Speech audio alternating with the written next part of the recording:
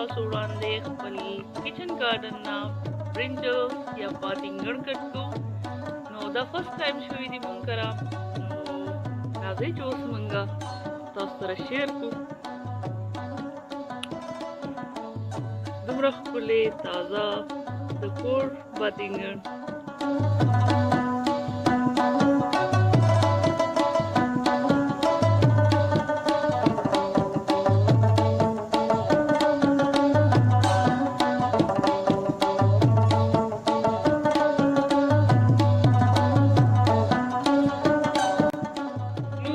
ډېر لږ شان بادنګړ دي، یو څو څلور دي، نو دې وجې نه دې نه به مونږ رایته جوړه کړو.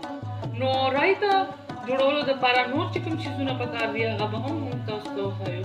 یو څو ټماټر، تازه دنیا، پودینه، شین پیاز، شین مرچکې، تړکه لګولو دپاره زیره، مالګه، کینګ پاوډر، چاټ مساله او کوکینګ آیل فرای کولو دپاره.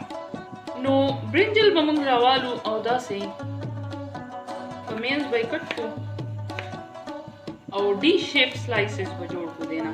او دا چې کوم شی دی دا به موږ نه ډسکارډ کوو، ځکه چې دا ډېر زیات هیلدي وي او د دې ټیسټ هم ډېرو خلکو ته ښه لګي. نو په دې وجه دا به موږ ورسره فرای کړو. نو داسې سلایسز به موږ جوړو، نري نري، ډېر زیات نري هم نه، بس برابر، او غټ خو بلکل نه. تیل راواغستل چې دا ګرم شي، نو بیا به دې کې مونږ برنجل سلایسز فرای کولو دپاره واچو، ډیپ فرای. نو رایته جوړولو دپاره داسې څه سایز پکار دی چې دې نه زیات غټ نه وي، بیا پخولو کې مسله وي. نو مونږ به آیل چیک کړو چې لږ نوره ګرم شي.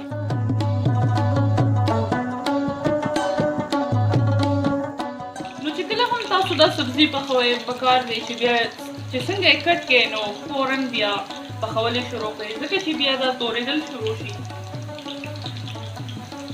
او که تاسو سره ټایم نه وي یا څه وجه وي نو بیا یو کاسې کې اوبه واچوئ او هغه اوبو کې لږ مالګه واچوئ، بیا پکې دغه سلایسز کېدی. خو دا طریقه هیلدي طریقه نه ده، مجبورۍ کې خو خیر د انسان کله کله وکړي، خو دې سره ویټامینز او دا چیزونه ډېر ضایع کېږي. نو ګورو که دا پخه شوي وي بیا دا مونږ ترې وباسو.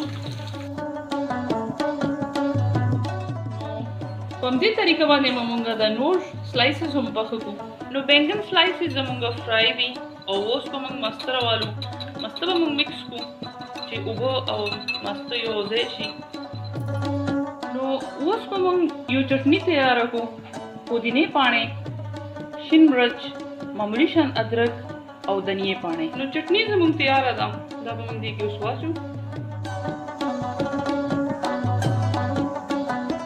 مالګه به دې کې واچو چې څومره ستاسو خوښه وي، او پیاز به دې کې واچو، شین یا سپین چې کوم ستاسو خوښ وي، شین زیات ریفریشینګ وي. نو اوس به مونږ دې رایتې کې بینګن واچو، فرای کړي دا به مونږ دې کې مکس کړو، ځکه چې دې کې مونږ مالګه نه واچولې. نو چې دې باندې مالګه او دا نور فلیورز لاړ شي. لږ ماسته مونږ دې کې نور واچول. اوس تاسو خوښه ده چې دې کې ټماټر اچوئ او که نه اچوئ.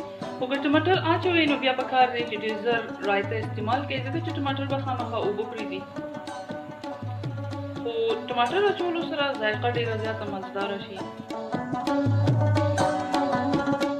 چاټ مساله په دې باندې واچو چې ستاسو څومره خوښه وي. که تاسو غواړئ دې باندې سور مرچ پاوډر هم لږ شان اچولی شئ، خو موږ نه دي اچولي ځکه چې چاټ مسالې کې تور مرچ، سره مرچ دا هر څه موجود دي. نو بیا دا به بیلنس شي دې سره.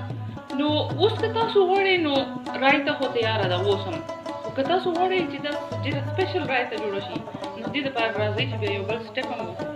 نو دلته موږ یو ټول نه ورکوټې سایز والا فرینګ پین راواغوستو، هغې کې به اوس موږ تقریبا یو ټیبل سپون برابر آیل واچو. نو چې تیل لږ ګرم شي نو دې کې موږ زیره واچو، سپینه زیره.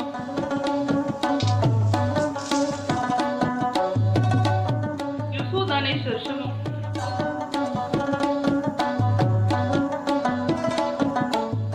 نو لږ ساتله به دا موږ داسې سوتې کوو چې د دې کرکلینګ شروع شي. نو بیا به دې کې موږ هینګ پاوډر واچو، هینګ یا اسافوټیډا پاوډر. خوراک هضمولو کې دا ډېره زیاته فایده کوي.